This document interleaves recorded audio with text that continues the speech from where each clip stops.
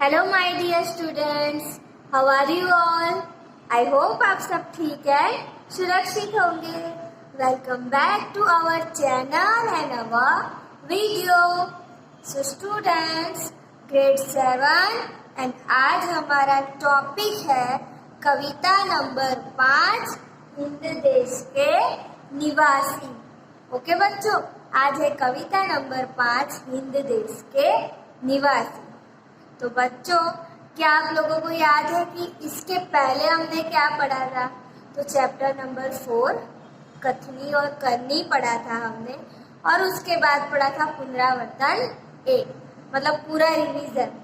Okay बच्चों, तो I hope कि आप सबको वो सब अच्छे से समझ में आ गया होगा। और आज की हमारी जो कविता है हिंद देश के निवासी, वो पढ़ने से पहले आइए बच्चों जानते हैं कुछ उसके बारे में। लिखा है, विविधता में एकता हमारे भारत देश की विशेषता है, साथ ही विकास और शक्ति की परिचायक भी है।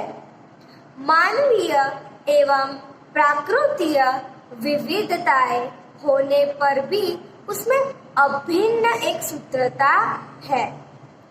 विभिन्न दृष्टांतों द्वारा इस काव्य में भारत की भव्यता एवं दिव्यता का गान किया गया है। ओके बच्चों, तो शॉर्ट में कहना चाहते हैं कि हमारे देश में कई सारे प्रकार से प्राकृतिक, कई सारे प्रकार से विशेषता, मतलब विभिन्नता होने के बावजूद भी हम सब एक है। तो भारत देश की यही भव्यता को तरह तरह के एग्जाम्पल देकर इस कविता के माध्यम से बताया गया है। ओके बच्चों, तो सबसे पहले करते हैं हम कविता का गान। हिंद देश के निवासी सभी जन एक है, रंग रूप वेश भाषा चाहे अनेक है।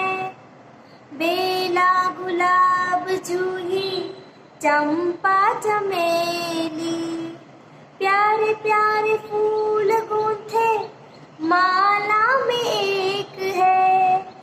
कोयल की कूक प्यारी, पपीहे की टेक प्यारी, गा रही तराना बुलबुल राग मगर एक है।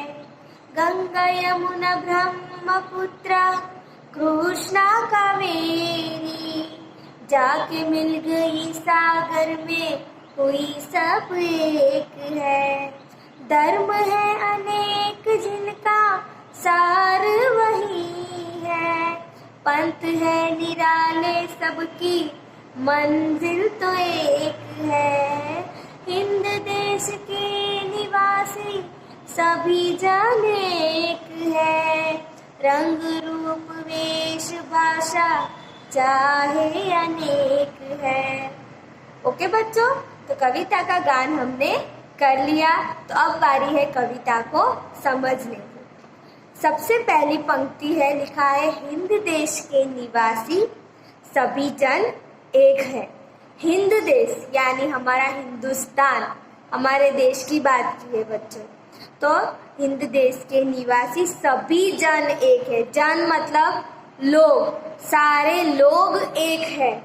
हमारी दृष्टि से सारे लोग एक है। रंग रूप वेश भाषा चाहे अनेक है। जैसे कि मैंने बोला, हमारे हिंदुस्तान में रंग में, बोलने में, दिखने में, वेश में, भाषा में सभी प्रकार से विविधता देखने को मिलेगी।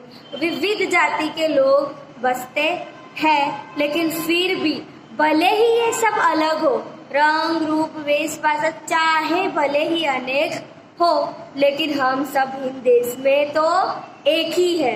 रहते तो हम एक ही जगह है ना। यस। बेला गुलाब जूही चंपा चमेली, भाई बेला गुलाब जूही चंपा चमेली ये सारे फूलों के नाम है बच्चों। ओके बच्चों, ये सब आपने देखा है ना। यस, तो ये सारे फूलों के नाम यहाँ पे लिखे हैं। फिर लिखा है प्यारे प्यारे फूल गुंथे माला में एक है। मतलब सारे ये फूल तो अलग है, बेला, गुलाब, जूही, चंपा, चमेली, ये सब तो अलग अलग फूल है ना। यस, लेकिन वो सभी फूलों को गूंथ कर माला बनाई जाए तो वो माला में तो सभी फूल एक है ना बच्चों। तरह तरह के सारे फूल को गूंथ के माला बनाई जाए तो माला तो एक ही है ना, सारे फूल एक ही हो गए ना। यस, कोयल की कूक न्यारी, पपीहे की टेर प्यारी। यहाँ पे बोला है कि कोयल की कूक प्यारी, कोयल की आवाज कितनी प्यारी होती है ना। यस, और पपीहे की टेक प्यारी, मतलब पपीहा भी एक तरह का पक्षी है तो उसकी भी बोल प्यारी है। जैसे कोयल की कूक है वैसे पपीहे की आवाज को टेर कहते होंगे। ओके बच्चों, तो फिर लिखा है कि गा रही तराना बुलबुल, राग मगर एक है।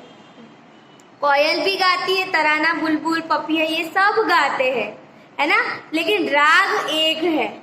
मतलब कहते तो हम ऐसा है ना कि कितना मीठा गाती है, इन सब का राग तो मधुर ही है, मीठा ही है ना बच्चों। तो कहने का सार सिर्फ इतना है कि ये सब अलग अलग होते हुए भी कहीं ना कहीं एक है।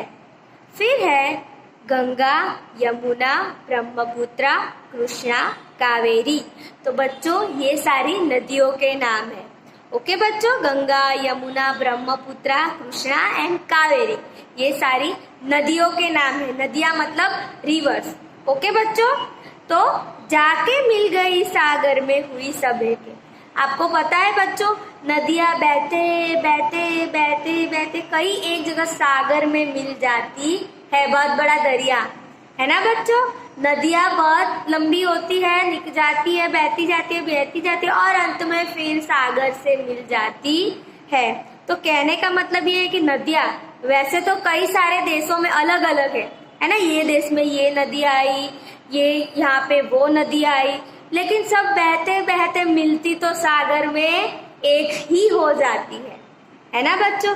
और याद रखना बच्चों, जो नदियां सागर से नहीं मिलती वो कुंवारिका होती है, और जो नदियां बहते बहते सागर में मिल जाती है वो सब नदियां एक हो जाती है।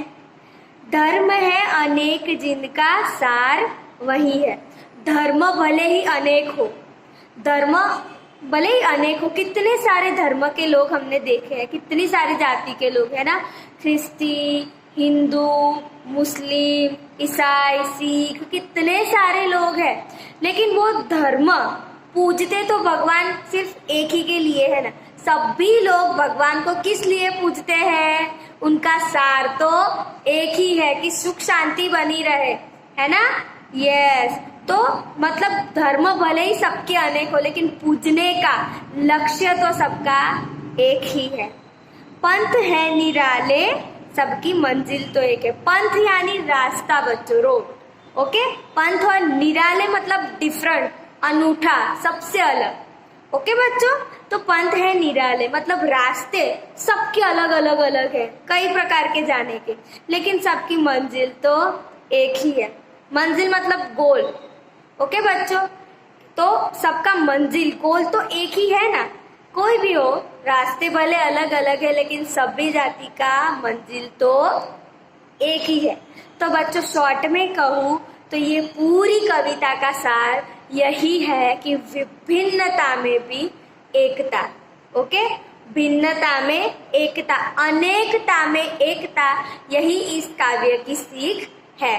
चाहे जितनी भी विविधता हो, जितने भी अलग अलग प्रकार के लोग रहते हैं, लेकिन पानी का उपयोग कैसे करना है, हवा हम किस लिए लेते हैं, फिर भगवान को क्यों पूजते हैं, ये सभी मनुष्य एक ही लक्ष्य से इस सबका उपयोग करता है। ओके बच्चों, मनुष्य तो अलग अलग नहीं हो सकता ना। यस, हमारी रचना और हम सबका काम है वो एक ही प्रकार का होता है। तो ये कविता से हमें यह सीख मिलती है, इस कविता का सार है अनेकता में एकता का प्रतीक हमारा भारत देश। ओके बच्चों, और हमें भी भाई एकता ऑलवेज रखनी चाहिए, भले ही विभिन्नता हो लेकिन हम सबको एकता ऑलवेज रखनी चाहिए, मिलजुल कर रहना चाहिए। आई होप बच्चों कि ये कविता में आप सबको सब कुछ समझ में आ गया होगा। तो ये सीख और ये कविता का जो सार है वो आप लोगों को अपने जीवन में उतारना है। ओके बच्चों, और अच्छे से याद कर लेना है। अब मिलेंगे हम नेक्स्ट वीडियो में। Bye bye and take care. Thank you.